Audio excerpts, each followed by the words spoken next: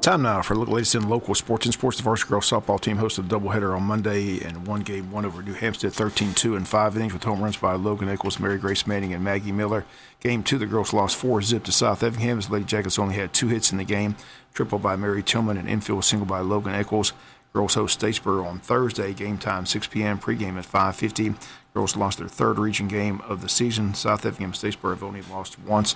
Ware County's lost twice, and Wayne County now has 3 losses. Again, that game on Thursday, a key game for Wayne County against Statesboro.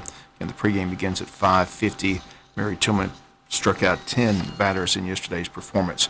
Wayne County's Garrett Overholt, quarterback for Wayne County's performance against Appling County, receiving statewide recognition as a 7-touchdown pass is tied for 4th all-time in state history. According to records kept by the Georgia High School Association, only documented players who have thrown more are Ed Stanton of North Whitfield, who threw 9 back in 1962, Jeremy Privet of Charlton County, 8 in 2003, and Hudson Mason of Lassiter threw 8 in 2009. Overholt tied Wayne County's Nick Billis for 7 touchdowns in 2014 against Windsor Forest. Overholt's performance among the top Georgia High School Association players of the week. Again, on the night, Garrett was 29-39 for 307, and again, the 7 touchdowns, 4 of those 7 went to wide-eyed Ashby Cribb. Wayne County's football team still undefeated after the big win over Appling County. The new state rankings came out on Monday. Wayne County still in the top 10 in 5A football across the state of Georgia. Rome is at 1, followed by Buford at 2. Stockbridge comes in at 3. Carrollton 4. Warner Robins 5. Jones County 6. Stars Mill 7th. Griffin is 8th. Kill is 9th. And Wayne County comes in at number 10 with a visit to play Pierce County on Friday night. Tickets available this week at the high school on Wednesday, Thursday, and Friday. Tickets are $7 each. You can see Nicole Landon, the athletic secretary, for a ticket. On Wednesday, Arthur Williams Middle School football team travels to play Jeff Davis at 5. Martha Puckett Middle School heads to play Waycross at 5. 9th grade team on the road Wednesday to play Metter at 5:30. JV team plays here Thursday at home against South Effingham. That kickoff at 5:30 at JC Stadium. Also on Thursday this week, Wayne County cross-country teams are home for the second home meet of the season. Public invited to come out and watch and cheer on the Yellow Jacket teams. Race begins at 4:30 at the high school course right across from the high school. Volleyball team on the road Thursday at Toombs County with the matches against both Appling and Toombs County. 13 days left in the regular Major League Baseball season.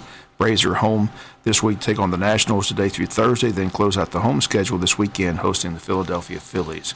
Jacksonville Jaguars lost at home Sunday to Tennessee Titans as the defense in Game 1 didn't have the same performance in Game 2, plus the offense just couldn't score against Tennessee. One start on the defense's floor is Dante Fowler, a defensive end, the first-round pick back in 2015 by the Jacksonville Jaguars. He's 6'5", 255, was injured in practice and missed the entire 2015 season, but this year has worked his way into the starting lineup. Once a Gator, always a Gator. He's watching this past Saturday when Florida beat Tennessee on the last play of the game, and he commented that he was able to watch the game on Saturday. Yeah, I did, man. That was a crazy play. Like I said, I was talking to Paul a little bit earlier in the week, and I was telling him that's the reason why we playing those games. And that's the reason why I know that crowd was probably rocking. The whole stadium was shaking, and that's just a good win going into the season for the Gators. So kudos to them. How's it feel being healthy back on the field? You had that big pick up last week to the end zone. You showed the speed that's why they went and got you. Yeah. How talented you are. How's it feel to be back out there healthy playing football now? It feels good being back out there healthy now and playing to my potential that I know I can play at. Just trying to be an elite player week in and week out. And I think it's pretty good for me to just finally be able to show you guys the player that I can be and the player that you guys can lean on. How tough was it going up against Marcus Mariota? I mean, he's a pretty talented quarterback. He's a talented quarterback. He can throw, he can run the ball. He was pretty smart with knowing where to, stay out in the pocket. I think we got to him plenty of times, but, he was just smart of knowing how to stay, behind his offensive lineman, where to go. Got the ball out pretty quick. So, he's a good quarterback, one of the best quarterbacks in this league. So, we just have to respect that, and we just have to prepare a little bit more better and a little bit more harder when we play against them again. Just want to get your thoughts on this overall defense. A lot of talent out there. They showed it last week with the sacks. This week, like I said, the penalties hurt and lack of offense. Really couldn't get anything going offensively. But defensively, your thoughts on the talent on this defense? I think defense, we played pretty solid. There's still some penalties that we can knock out to help us in our field position. Then we can cause more turnovers like we did in the first game to be able to give our offense another chance, to get back on the field and try to put up some points. But overall, I think we did pretty good. They ran the ball a lot.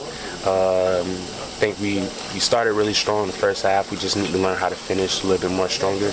And we'll work on that and correct that tomorrow, going in and watching the film, and we're going to put this behind us and get ready for Baltimore. Okay. Well, it's good to see you back up on the field healthy. Thank you. Thank you so much. Those comments Dante Fowler. Tomorrow we'll talk with wideout Alan Hearns, a fourth-year player out of Miami of Florida. Jaguars on the road this Sunday in London, taking on the Baltimore Ravens. That kickoff at 9:30 a.m. our time on Sunday.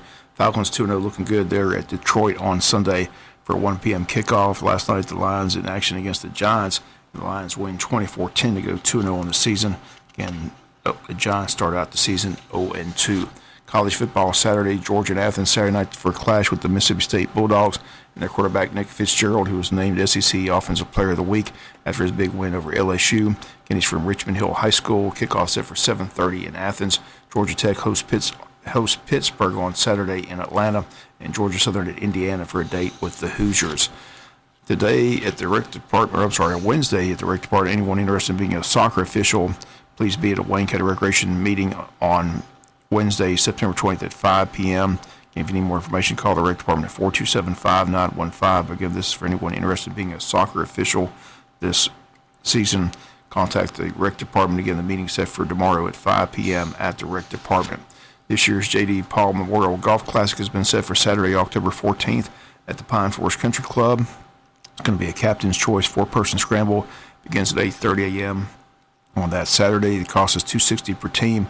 Includes lunch, mulligans, and door prizes. Sponsorships are available for $75 and $150. Tournament is sponsored by the Wayne County Home Run Club.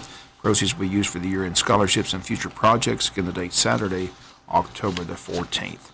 That's going to do it for the latest in local